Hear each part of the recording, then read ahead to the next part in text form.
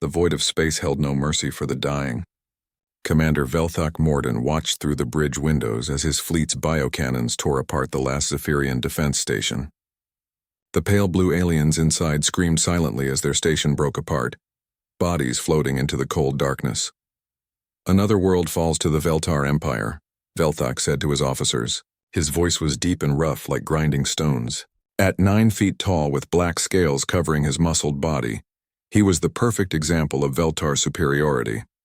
Sharp claws clicked against the metal console as he studied the battle reports. The bridge crew stood at attention. Each Veltar warrior was a living weapon, bred for war over thousands of years. Their bio-armor could heal from energy weapon damage. Their enhanced muscles could crush steel. Their razor teeth could bite through most metals. No species in the galaxy had ever defeated them in direct combat. "Sir, the planet's surface forces have surrendered," reported War Captain Nexival. "Shall we begin the harvesting?" Velthak nodded. Harvesting meant taking everything useful from the conquered world. The strongest aliens would become slaves. The rest would die. Their technology, resources, and knowledge would become property of the Veltar Empire. It was the natural order. The strong consume the weak. "High Overlord Kessera will be pleased," Velthak said. "This makes System 847 under our control. Soon we will rule every star in this galaxy." 3,000 years of conquest had taught the Veltar one simple truth. They were perfect predators. Evolution had made them the apex species. No other life form could match their speed, strength, or intelligence. They had faced energy weapons, poison gas, nuclear bombs, and psychic attacks. Nothing could stop them. Far across the galaxy, Dr. Kim Dae-ho adjusted his scanning equipment on the small research station orbiting Kepler 442b. The middle-aged scientist had spent his whole career studying deep space signals. Most days were boring, filled with background radiation and stellar noise. Today felt different. "Computer, run the analysis again," he said, staring at the strange energy readings on his screen. The pattern was unlike anything in the human databases. It was organized, purposeful, and moving toward human space at incredible speed. Kim had worked alone on the station for 2 years. He enjoyed the quiet and the chance to focus on his research. Humanity had only colonized 43 systems, mostly for mining and agriculture. They were a young species compared to the ancient civilizations that must exist in the galaxy. Kim often wondered when humanity would make contact with alien intelligence. His computer beeped with the analysis results. The energy signatures showed signs of artificial construction. Something big was moving through space, something that was not natural. Kim felt excitement and fear at the same time. This could be first contact with an alien species. "Station Control, this is Dr. Kim." He spoke into his communicator. "I'm detecting unusual readings in Sector 7 Alpha. Recommend we send a probe to investigate." The reply came an hour later from Earth Command. "Request denied.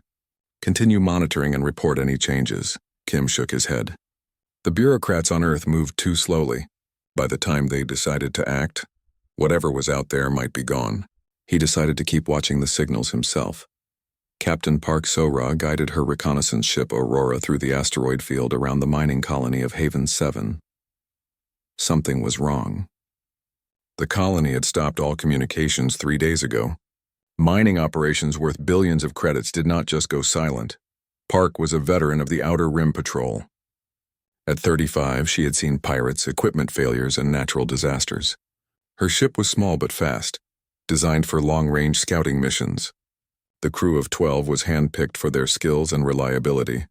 "Captain, I'm reading massive energy residue around the colony," reported her sensor operator, Lieutenant Cho Nam-soo. "It looks like weapons fire, but not any human technology I recognize." Park frowned. Haven 7 had over 10,000 colonists and a full defense grid. What could destroy an entire colony so completely that not even a distress signal got out? "Take us in slowly," she ordered. "Full sensor sweep. If there's any sign of trouble, we jump out immediately." The Aurora moved carefully through the debris field that used to be Haven 7. Park stared at the destruction in shock. The colony's massive habitat domes were gone, reduced to molten slag. The mining platforms had been cut apart like paper. Even the asteroid mines themselves showed signs of energy weapons so powerful they had vaporized solid rock. "Captain," whispered Communications Officer Lee Yu-jin, "I'm detecting life pods. Maybe survivors," hope flared in Park's chest. Lock onto their signals and prepare for recovery. But when they brought the pods aboard, they found something horrible. The survivors were not human. They were pale blue aliens with large eyes and slender builds. One of them was still alive, barely breathing. The alien spoke in broken English through a translation device. Veltar came. Killed everyone. Harvest complete. You must run. They are coming for all worlds. The alien died before it could say more. Park stood in the medical bay, staring at the first alien being humans had ever encountered. It had died trying to warn them about something called the Veltar. Captain, long-range sensors are detecting multiple large objects approaching our position, Lieutenant Cho reported over the comm. Whatever destroyed this place, it's coming back. Park ran to the bridge. On the main screen, she could see them. Massive ships like nothing humanity had ever built. They were organic-looking, as if grown rather than constructed. Bioluminescent patterns pulsed along their hulls like veins carrying glowing blood. How many ships? Park asked. 15. No, 20. The count keeps rising. Captain, each one is larger than our biggest battleship. Park had seen enough. All hands prepare for emergency jump to Earth. Send a priority message to Fleet Command. Tell them we have made contact with hostile alien forces. Tell them. She paused, looking at the growing fleet of alien ships. Tell them we are at war. The Aurora jumped to hyperspace just as the lead Veltar ship fired its biocannons at their former position. In the safety of hyperspace, Park recorded her full report. Humanity was no longer alone in the universe, and the neighbors were not friendly. On the bridge of the Veltar flagship, Commander Velthak studied the readings from his sensors. A small ship had escaped before they could destroy it. The ship's design was primitive, using basic metal construction and simple energy systems. War Captain, what species built that vessel? He asked. Nexaval checked the species database. Unknown, sir. The design matches no conquered civilization in our records. Velthak smiled, showing rows of sharp teeth. Excellent. A new species to add to the Empire. Signal the fleet. We hunt fresh prey. In the cold void of space, two civilizations had made contact. One had conquered almost 1,000 worlds. The other had barely left their home system. The outcome seemed obvious to everyone except the humans who would have to fight for their survival. Admiral Lee Hyun-soo stood in the emergency session of Earth's Defense Council. The holographic display showed Captain Park's report playing for the third time. Images of destroyed colonies and alien warships filled the room with blue light. How long until they reach Earth? Asked President Chen of the Asian Coalition. Based on their observed speed, 18 days, Admiral Lee replied. His voice was calm, but inside he felt the weight of humanity's survival on his shoulders. At 58, he had commanded Earth's small defense fleet for 10 years. They had never faced anything more dangerous than asteroid pirates. What do we know about their capabilities? Asked Defense Minister Rodriguez from the European Federation. Dr. Choi Min-ji stepped forward. As head of military research, she had spent the last week analyzing every piece of data from Captain Park's encounter. The energy signatures suggest weapons far beyond our technology. Their ships appear to be biological constructs possibly able to self-repair.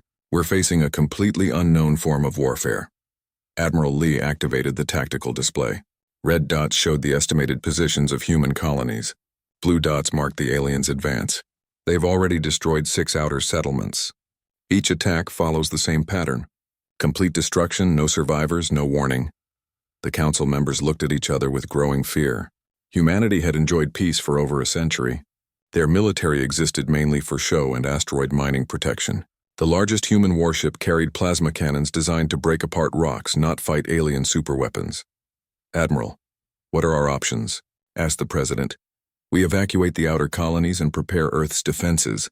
But honestly, if their weapons can vaporize entire mining stations, I don't know if we can stop them. Meanwhile, in the outer rim, Lieutenant Yoon Tae-jin climbed into his fighter cockpit on the mining world of New Busan. The 26-year-old pilot had never seen real combat. His squadron's job was usually chasing smugglers and escorting cargo ships. All wings, this is control, came the voice through his headset. Long-range scanners show multiple contacts approaching the system. This is not a drill. Yoon checked his weapon systems, 2 plasma cannons and a rack of mining charges. His fighter was designed for patrol work, not battle.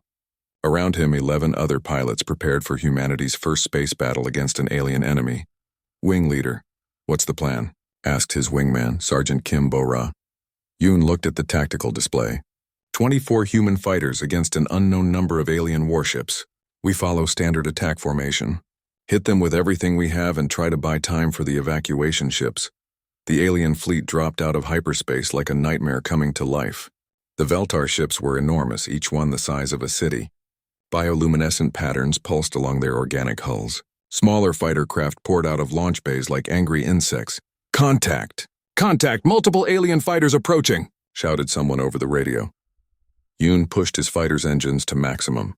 The first Veltar fighter he saw was unlike anything he could have imagined. It moved like a living creature, twisting and turning in ways that should have been impossible. When it fired, streams of bioenergy tore through space. Evasive maneuvers, Yoon called out, but it was too late. The alien weapons hit 3 human fighters instantly. The pilots didn't even have time to scream as their ships dissolved into glowing particles. Yoon locked onto an alien fighter and fired his plasma cannons. The blue energy beam struck the target directly, but the alien ship's bioarmor simply absorbed the impact. The energy spread across its surface like water, then disappeared. Our weapons aren't working. Kim Bo-ra's voice was filled with panic. The plasma isn't penetrating their armor. Around the battle zone, human fighters fired everything they had at the aliens. Plasma cannons, particle beams, and energy torpedoes. Nothing worked. The Veltar bioarmor adapted to each attack, absorbing or deflecting the energy weapons. But the alien weapons cut through human ships like they were made of paper. In 10 minutes, 19 human fighters were destroyed. Only Yoon and 2 others remained alive, running for their lives through the asteroid field. That's when Yoon saw something important. A piece of mining equipment had exploded near an alien fighter, sending chunks of metal flying at high speed. One piece hit the Veltar ship's hull and punched right through it. The alien pilot lost control and crashed into an asteroid. Did you see that? Yoon called to his surviving wingmen. The shrapnel went right through its armor. What are you talking about? Asked Lieutenant Park Jun-ho. Physical impact. Their bioarmor stops energy weapons, but solid objects still hurt them. Yoon armed his mining charges. These weapons were designed to break apart asteroids using explosive force, not energy beams. He dove toward an alien fighter, trying to get close enough for the charges to work. The Veltar pilot saw him coming and fired bioenergy streams that barely missed. Yoon released all 6 mining charges at point-blank range. The explosion sent chunks of metal and rock flying in all directions. The alien fighter's bioarmor couldn't adapt fast enough. Solid debris punched through its hull in dozens of places. The ship tumbled out of control, leaking atmosphere and biofluids. It works, Yoon shouted. Physical weapons work. Explosives and projectiles can hurt them. But his discovery came too late. The main battle was already over. The Veltar fleet had destroyed New Busan's defense platforms and was beginning the orbital bombardment of the colony. 10 million human beings died in the next hour as bioweapons turned the planet's surface into molten rock. Yoon and his 2 surviving wingmen jumped to hyperspace, carrying the most important intelligence humanity had gained. The aliens were not invincible. Back on Earth, Dr. Choi Min-ji studied the tissue samples Captain Park had recovered from the dead alien refugee. Under her microscope, she could see the incredible complexity of Veltar bioarmor. The organic material could reshape itself to absorb different types of energy. It's like living metal, she explained to Admiral Lee. When hit by plasma or particle beams, the armor changes its molecular structure to disperse the energy. It's the most advanced defensive system I've ever seen. But Lieutenant Yoon's report suggests it has weaknesses. Admiral Lee said, Yes. The armor needs time to adapt. A sudden physical impact, especially from multiple directions, can overwhelm its response time. The organisms can't evolve fast enough to handle rapid kinetic damage. Admiral Lee studied the data. Humanity's energy weapons were useless, but old-fashioned bullets and bombs might work. Doctor, how quickly can we convert our weapon systems to kinetic projectiles? With the industrial capacity of Earth and the inner colonies, maybe 6 weeks.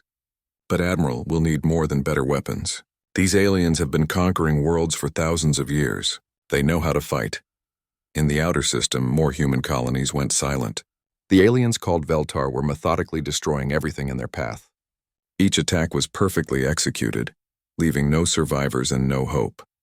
Admiral Lee stood on the bridge of Earth's flagship, watching the tactical displays. Refugee ships from the outer colonies were arriving every day. carrying stories of unstoppable alien warriors and weapons that could melt mountains.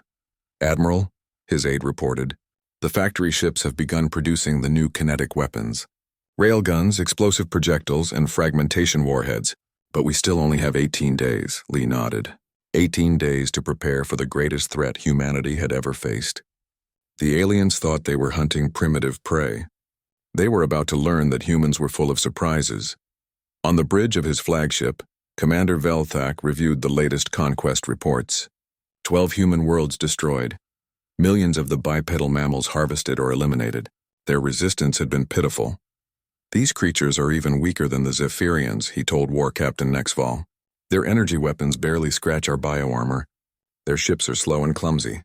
This will be our easiest campaign ever." "Yes, sir. Intelligence estimates their home world will fall within days of our arrival." Veltak smiled. Soon another species would join the long list of the Veltar Empire's victims. The perfect predators would claim another victory.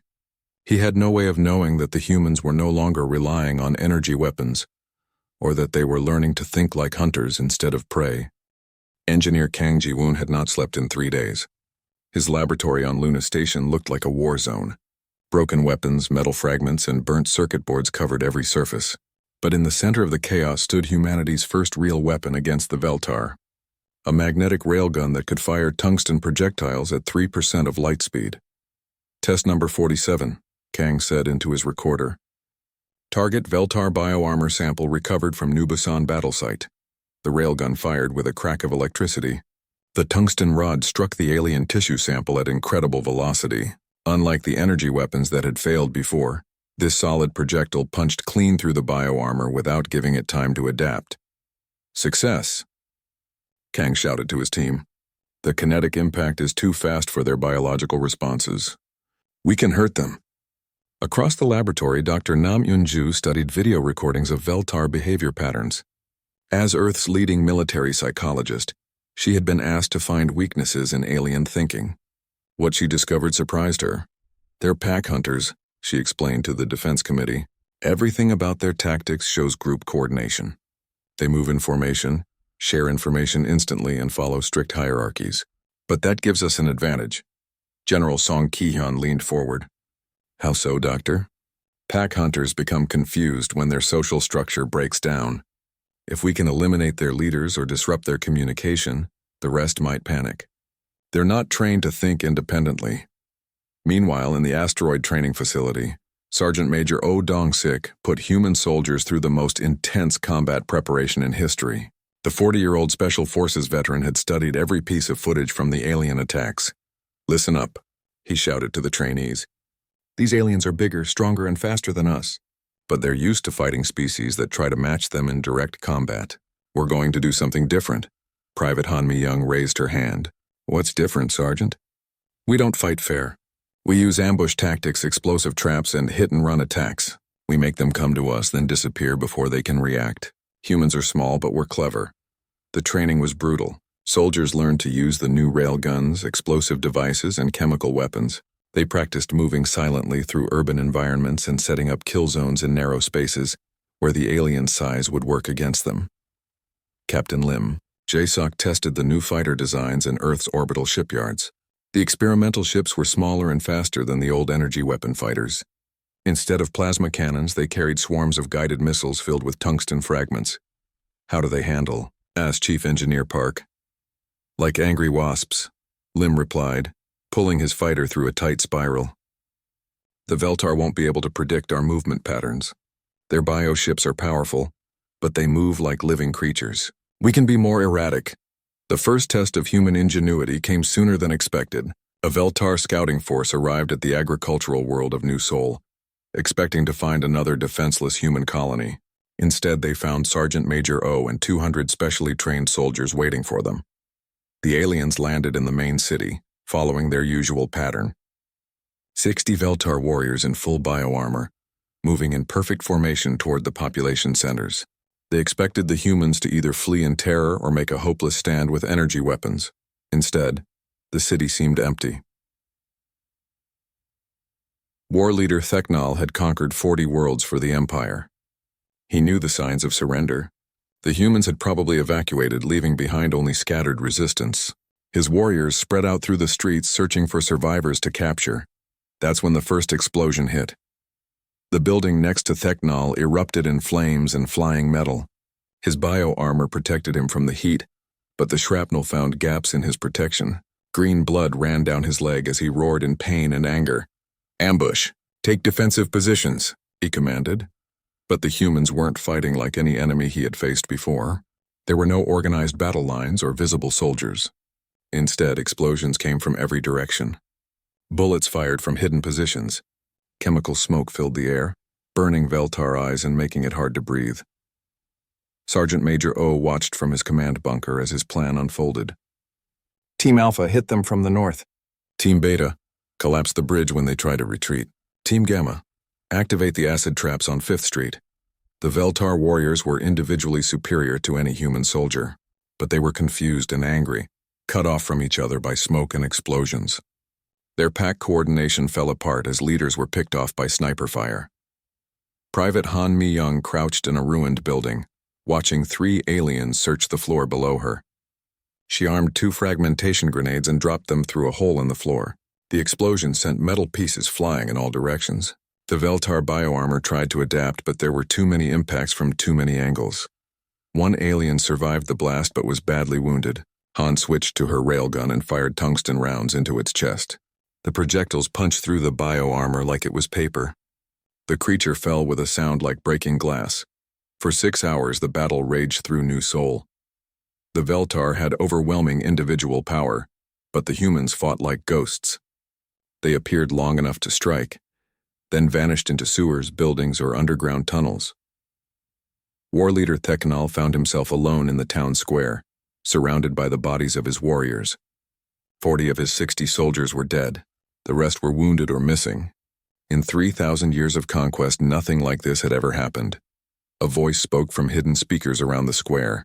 "Alien Commander, this is Sergeant Major O Dong-sik of Earth Defense Force. You are surrounded. Surrender or die."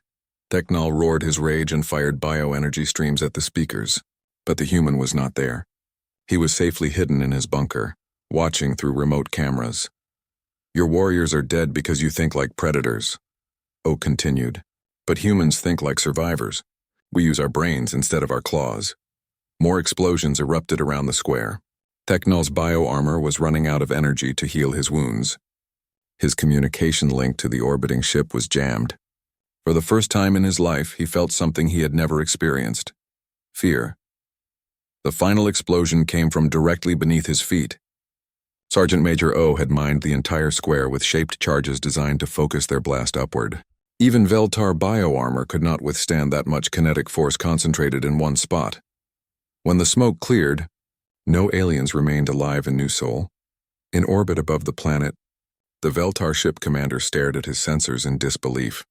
His entire ground force was gone, destroyed by primitive humans using crude explosives and metal projectiles. He sent an emergency message to the fleet. "Human resistance is stronger than expected. They have developed countermeasures to our bioarmor. Request immediate reinforcement."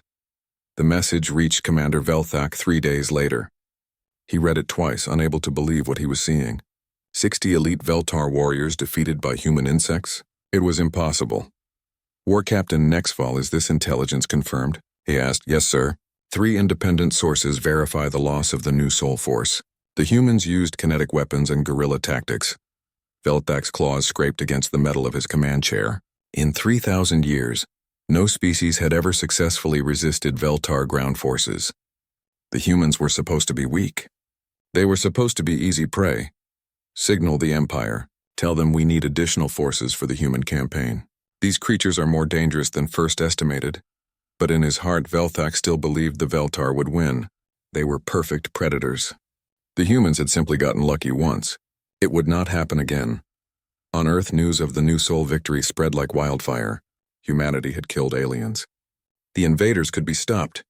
Admiral Lee smiled as he read Sergeant Major O's report. "Dr. Choi, how quickly can we mass-produce the new weapons? Every factory on Earth is working around the clock.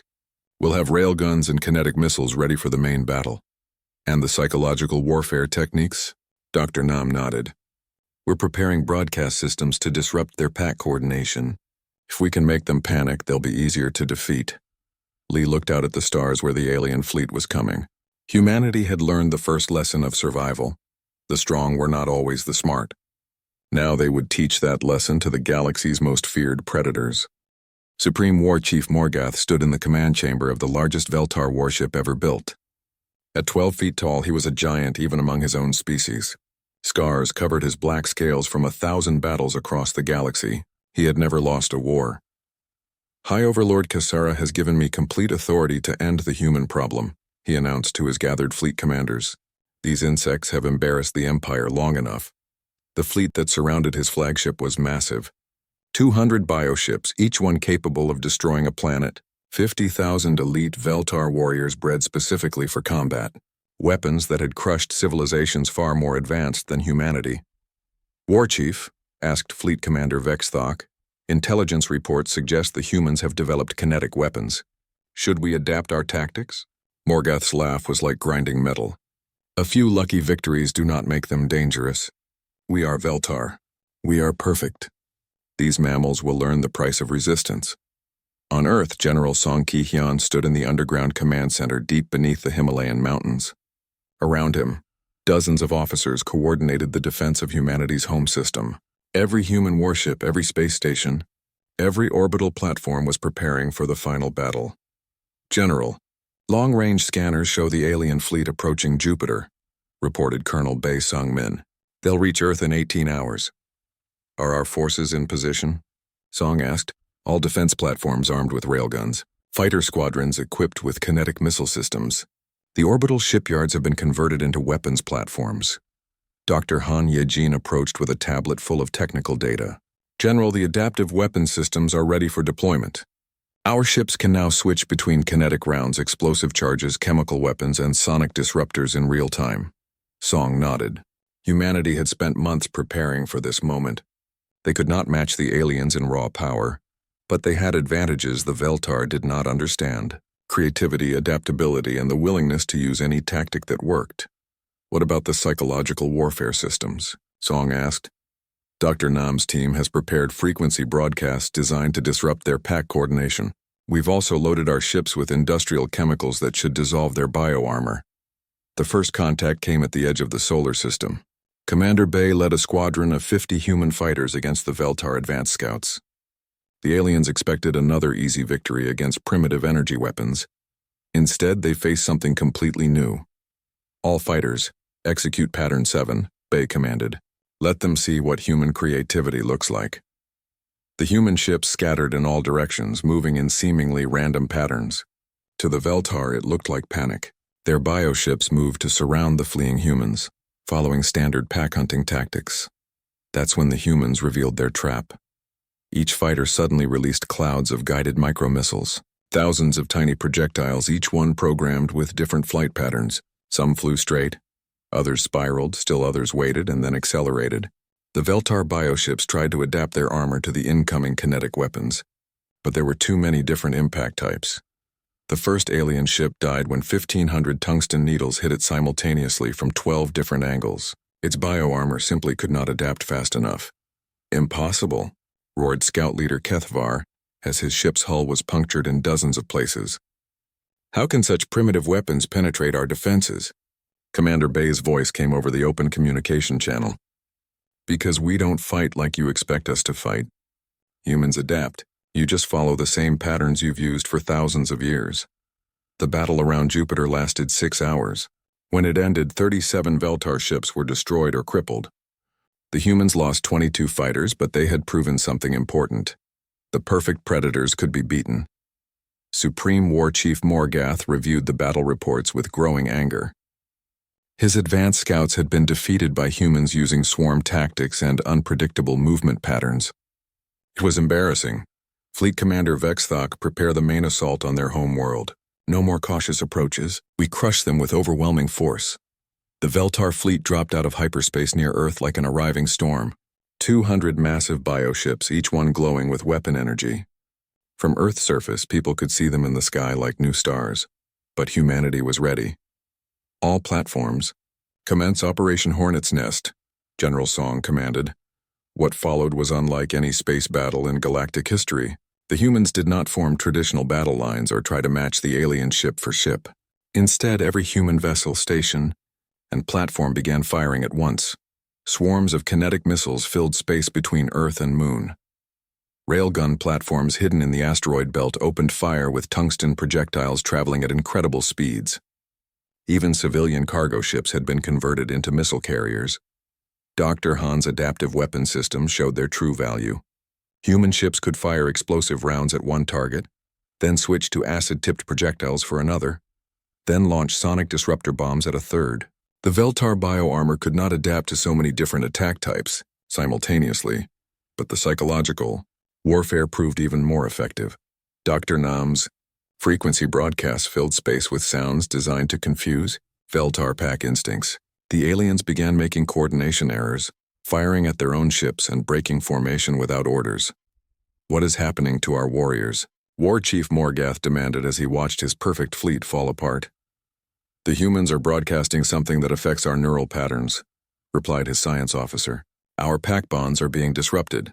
In the chaos of battle, human tactics proved superior. Captain Lim led a squadron of converted cargo ships in a suicide run against a Veltar flagship. His ships were filled with industrial acid that ate through bioarmor on contact. This is Captain Lim to all human forces, he broadcast as his ship rammed into the alien vessel. We can beat them. They're not gods, just big lizards with fancy armor. The explosion of his ship sent clouds of acid across 5 alien vessels. Their bioarmor began dissolving, leaving them vulnerable to kinetic weapons.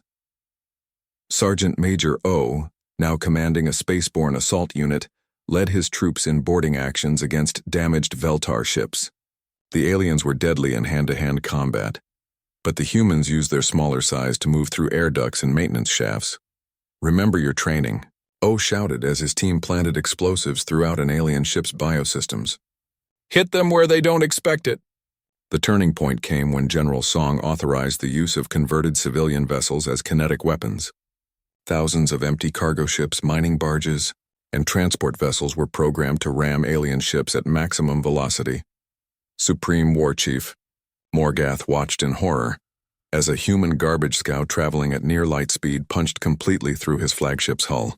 The impact sent shockwaves through the entire vessel. Sir, we're losing structural integrity, reported his damage control officer. The humans are using their own ships as weapons. For the first time in 3,000 years of conquest, a Veltar Supreme Commander gave the order to retreat. All ships, withdraw to safe distance. We will regroup and... His words were cut off as another human vessel, this one a converted passenger liner, struck his ship's command section. The explosion sent Morgath flying across the bridge, his bioarmor cracking from the impact. War Chief, we must evacuate, his officers pleaded. But Morgath could only stare at the tactical display. Of his 200 ships, only 73 remained combat effective. The humans had destroyed over 60% of his fleet using tactics no civilized species had ever employed. They used their own ships as missiles. They filled space with so many different weapon types that bioarmor could not adapt. They broadcast frequencies that disrupted Veltar neural patterns. They fought like maniacs instead of soldiers. Signal the retreat, Morgath whispered. All ships return to Imperial space. On Earth, General Song watched the alien fleet limping away from human space. The battle had cost humanity dearly. Millions of soldiers and civilians had died in the fighting, but they had won.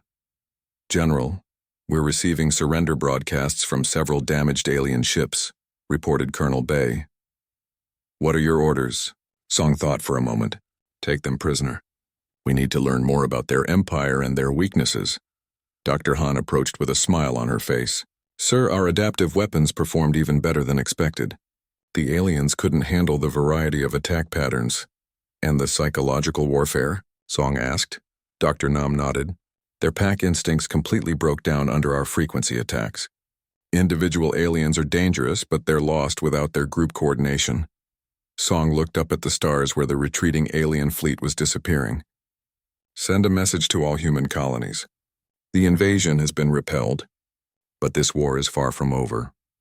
In the depths of space, Supreme War Chief Morgath composed his report to High Overlord Kessera. For the first time in Veltar history, they had been defeated in open battle. The humans were not the easy prey they had seemed. But Morgath was a warrior. He would study these new tactics, adapt his strategies, and return with an even larger fleet. Fleet Admiral Shin Woo-jin stood on the bridge of humanity's newest warship, the Defiance. 6 months after the Battle of Earth, humans had learned to build ships designed specifically for fighting Veltar forces. The Defiance was smaller than alien bioships but packed with railguns, kinetic missiles, and sonic disruptors. "Admiral, the Liberation Fleet is ready for launch," reported Captain Jang Sumi. 47 ships, 12,000 troops, and enough kinetic weapons to level a moon. Shin nodded. Today marked humanity's first offensive action against the Veltar Empire. For 3,000 years, the aliens had been the hunters. Now they would learn what it felt like to be prey. "Signal all ships. We're going to liberate the Zephyrian homeworld and show the galaxy that the Veltar can be beaten." The target was a fortress world deep in Veltar space. The blue-skinned Zephyrians had been enslaved for over 50 years. Their planet was now a massive prison camp, where aliens worked in weapon factories and bio-armor production facilities. Colonel No Seo-jun led the Special Operations team preparing for the ground assault. The 34-year-old officer had studied every piece of intelligence about Veltar military structure. His mission was not just to free prisoners, but to capture or kill the alien command structure. "Listen up," he told his strike team. "The Veltar organize everything around pack hierarchy. Kill the leaders and the rest panic. We hit their command posts first, then work our way down." Dr. An Hai-young reviewed the psychological profiles of Veltar prisoners captured during the Earth battle. What she had learned surprised the entire human command. "Admiral, the Veltar are losing confidence," she reported. "Our prisoners keep asking how we developed weapons that can hurt them. Some of them are actually afraid of fighting humans again." "Afraid?" Shin asked. "The galaxy's most feared predators are afraid of us?" "It makes sense. For 3,000 years, they've believed they were invincible. Our victory shattered that belief. Now they know they can die in battle, and it terrifies them." The Liberation Fleet jumped into the Zephyrian system expecting heavy resistance. Instead, they found something unexpected. The Veltar garrison was hiding behind their orbital platforms instead of attacking aggressively. "Admiral, enemy response is defensive," reported Tactical Officer Lee Chan-woo. "They're waiting for us to come to them," Shin smiled. Fear was making the aliens cautious. "All ships execute Liberation Protocol 1. Show them what human tactics look like."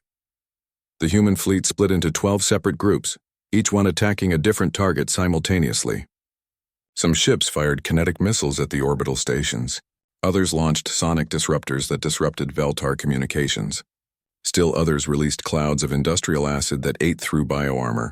But the most effective tactic was the simplest. Human ships moved unpredictably. They changed speed and direction constantly, making it impossible for Veltar bioships to target them effectively. Garrison Commander Thexalar watched his defenses crumble with growing panic. The humans fought like nothing he had ever seen. Their ships swarmed like angry insects striking from multiple directions simultaneously. "War Leader, our orbital platforms are being destroyed," reported his tactical officer. "The human weapons are punching through our bioarmor." "Impossible. Our armor adapts to any weapon," Thexalar roared. "Not when they hit us with different projectile types simultaneously. Tungsten needles, explosive shells, acid rounds, and sonic charges all at once. The bioarmor cannot adapt to so many variables." While the space battle raged, Colonel No led his ground forces in precision strikes against Veltar command posts. The aliens had grown used to fighting species that met them in open battle. They were not prepared for humans who moved like shadows. No's team infiltrated the main garrison through the prison's water system. The Veltar had never considered that enemies might approach through sewage pipes. Their entire security system was designed to stop frontal assaults. "Team Alpha, you're clear to plant charges in the command bunker," No whispered into his communicator. "Team Beta, eliminate the guards at the prisoner compounds." The attack was swift and silent. Human soldiers used sound-suppressed railguns to eliminate Veltar sentries. Small explosive charges destroyed communication equipment. Within an hour, the alien command structure on the planet had collapsed. But the real victory was psychological. Dr. An had prepared special broadcasts that were transmitted throughout the planet. The messages were aimed at both the Veltar garrison and the enslaved populations. "Attention, Veltar forces," her voice echoed through every communication system on the world. "You are surrounded by human liberation forces. Your orbital defenses have been destroyed. Your commanders are dead. Surrender now and you will be treated according to the laws of war. The message was broadcast in 17 different languages for the benefit of enslaved populations. People of the galaxy, this is Admiral Shin of the Human Liberation Fleet. The Veltar are not invincible. They can be defeated. Fight for your freedom. The effect was immediate and devastating. Across the planet, slave populations began revolting against their guards. Veltar warriors, cut off from their command structure and hearing that their defenses had failed, began surrendering in groups. Private Kim Nari found herself accepting the surrender of 12 Veltar warriors who had been guarding a weapons factory. The massive aliens, each one 3 times her size, knelt before her with their claws raised in submission. "Please, human warrior," one of them said in broken standard. "We yield. Do not use the terrible weapons on us." Kim stared at the aliens in amazement. These were the same creatures that had terrorized the galaxy for millennia. Now they were begging for mercy from a human private who barely reached their chest. "Drop your bio-armor and move to the detention area," she ordered, trying to keep her voice steady.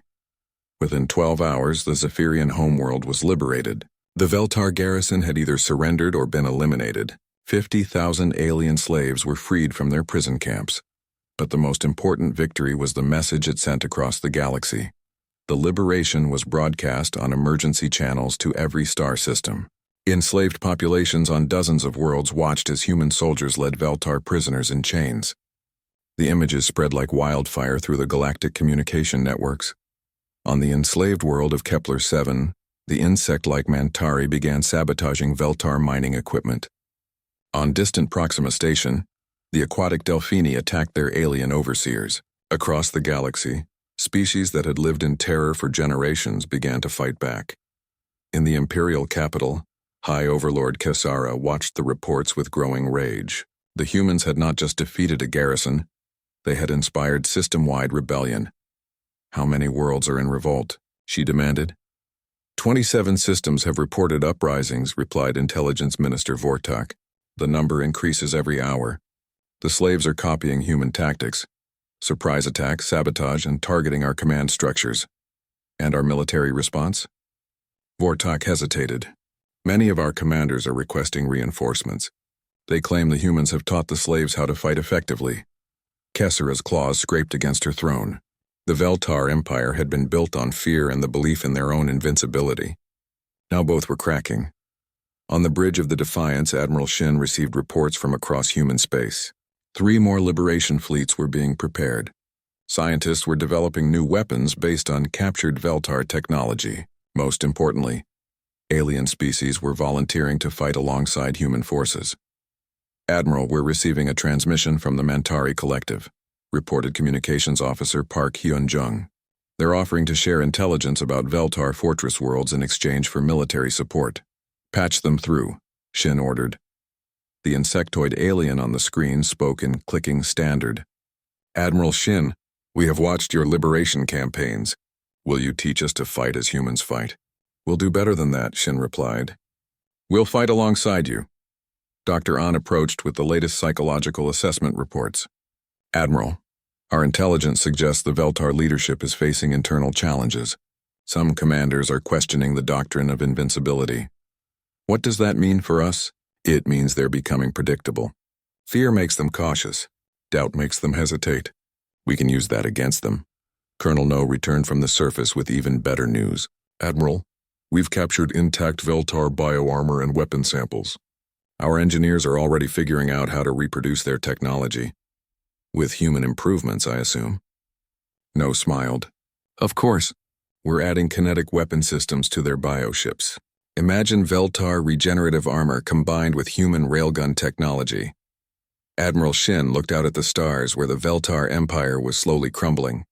6 months ago, humanity had been unknown in the galaxy. Now they were leading a rebellion that spanned dozens of star systems. "Signal Earth Command," he ordered. "Tell them the liberation campaigns are succeeding beyond our expectations. The galaxy is learning that the Veltar are not gods." In the depths of space, fleeing Veltar ships carried news of humanity's victories to the farthest reaches of the Empire. Every report was the same. Humans fought with tactics that could not be countered, weapons that could not be adapted to, and a psychology that,